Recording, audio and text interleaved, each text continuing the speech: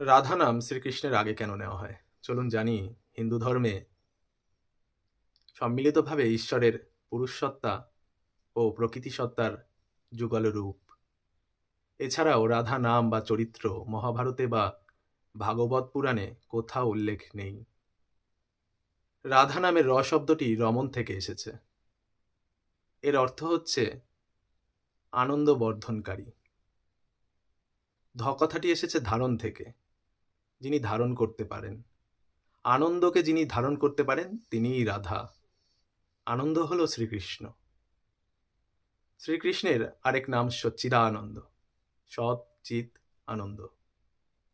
এই আনন্দকে, আনন্দস্বরূপ শ্রীকৃষ্ণের নাম যিনি ধারণ করছেন তিনিই রাধা।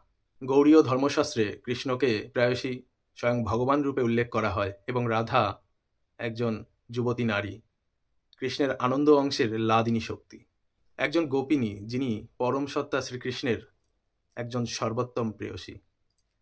রাধা হলেন তার সর্বোচ্চ আরাধিকা। রাধা তার প্রেমে শ্রীকৃষ্ণকে নিয়ন্ত্রণ করছেন। যে কৃষ্ণ জগৎ সংসারকে মোহিত করেন, রাধা তার প্রেমে কৃষ্ণকেই মোহিত করে রাখেন। তাই রাধা সর্বোচ্চ। রাধে রাধে, রাধে রাধে।